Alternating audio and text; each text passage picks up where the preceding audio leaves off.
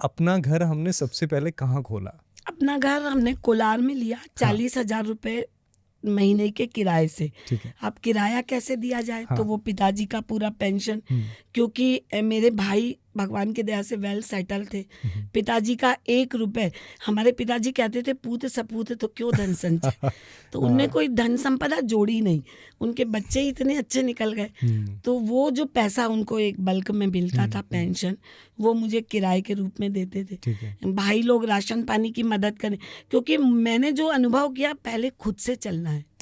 जब हम खुद चलेंगे तो समाज, अगर आपका काम अच्छा है तो कोई पीछे नहीं हटेगा। फिर आप पानी पी लीजिए थोड़ा सा।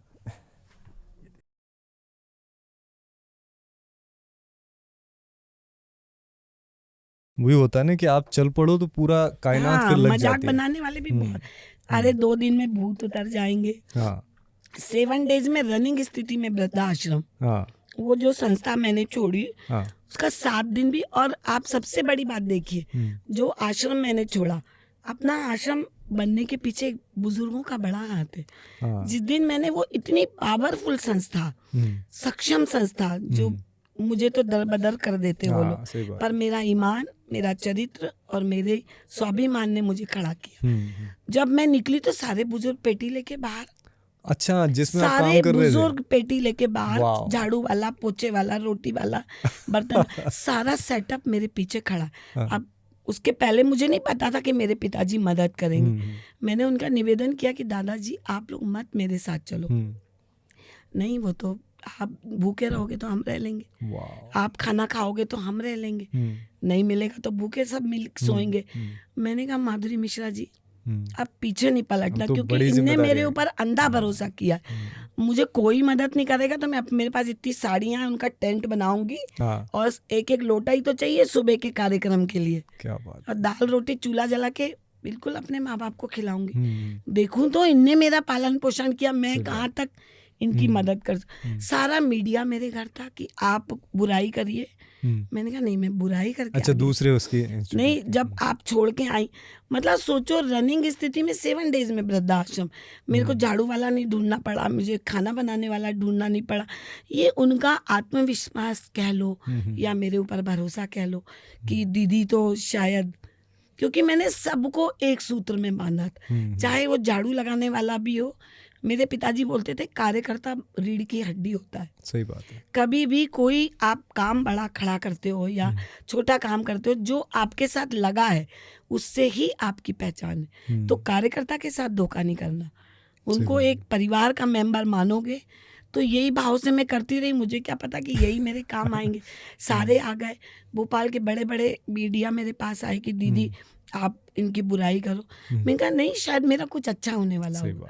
और मेरा अन्न जल जिसका जितने दिन का था, मैं किसी की बुराई करके आगे नहीं बढ़ूंगी। मैं देखती हूँ मुझ में क्या गट्स है। तो सारे बुजुर्ग थे, हम लोग बढ़िया, मीडिया वाले आ रहे हैं, दीदी आप तो बढ़िया हंस रही हो।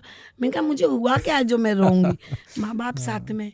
तो ये सब करने के कारण शायद मेरा परिवार ने सोचा कि 20 लोग जब ये बूढ़े इस बेटी के साथ, बहन के साथ हैं, तो उनने भी, या भगवान की कृपा, उनकी सरस्वती की कृपा उनकी बुद्धि में हुई कि उनने भी मदद करी।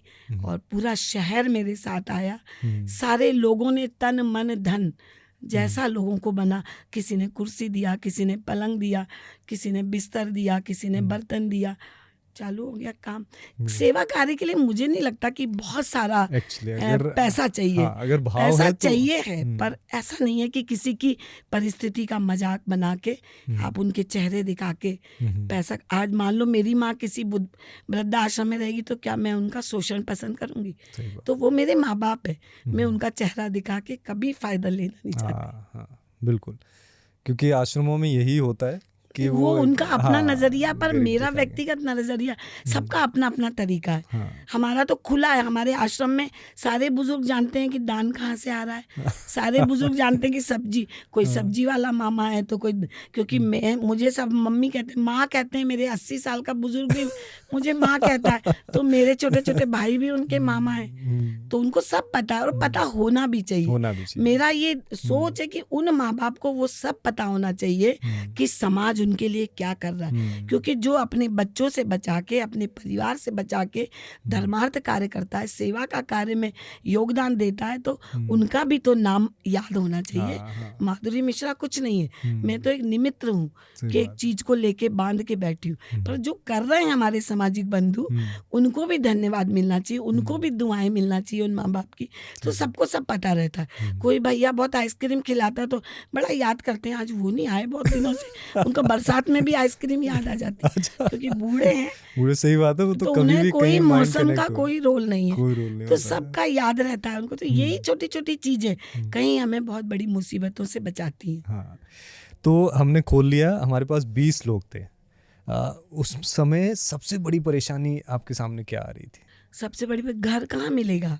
किराए पे एक थे हम। इतना बड़ा, आज आप 4 पति पत्नी और बच्चे ही कहीं मकान लेने सही जाते बात हैं है। तो जमाने भर की गारंटी देना, और मेरे पास तो पूरी बारात थी, हाँ, सही और बात। एक महिला के लिए हम्म, बहुत चुनौतीपूर्ण काम है। और कोई सरकारी नौकरी नहीं, कोई बैंक बैलेंस नहीं, मेरा कहीं कोई मकान नहीं, आप कहीं भी सर्च कर लो, मेरे नाम पे कुछ भी नहीं है, या मेरे पति के या मेरे बच्चों के, तो कैसे कोई मकान दे देता? हाँ, फिर अपने स्तर से थोड़ा ढूंढते रहे। फिर मेरे भाई भोपाल में बिल्डर हैं, और बड़ी खुशी की बात है कि एक जॉइंट फैमिली, मेरे 5 भाई भाभियाँ मिल के घर में रहते हैं, और बहुत सारे भतीजे भतीजी, तो उनका अपना एक वो था, उनके कारण मुझे मकान मिला।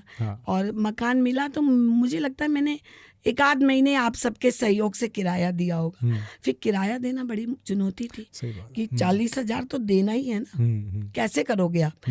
दान कभी मिलता है, कभी नहीं मिलता, डोनेशन का कोई फिक्स नहीं है। तो पता नहीं क्यों भैया लोग ने मदद करी, मुझे आज तक पता नहीं है किराया कौन देता है। कभी मैंने अपने घर में मकान मालिक को आते नहीं देखा, जबकि ऐसी संस्थाओं को मकान देना भी आदमी डरता है, सही बात कि पता नहीं ये लोग पैसा देंगे कि नहीं। पर वो एक चतुर्वेदी फैमिली का मकान था, बड़े अच्छे वो भैया थे, क्योंकि उस परिस्थिति में उनने हमारी मदद की। पैसा तो आदमी लेगा ही, क्योंकि बड़ी मेहनत से उनने भी घर बनाया। मैं बहुत नीति के साथ चलती हूँ। मैं पैसे के मामले में, मेरे पिताजी भी मुझे डोनेशन देते थे, मैं उनको रसीद देती थी। अच्छा, बोलते थे अरे ये क्या पागल हो गई क्या बेटा?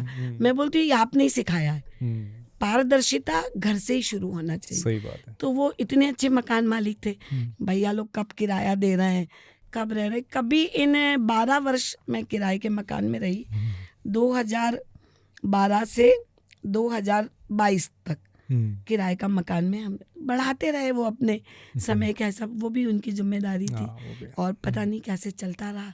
और कहते हैं ना, जहाँ उम्मीद है सोच है, होता है काम।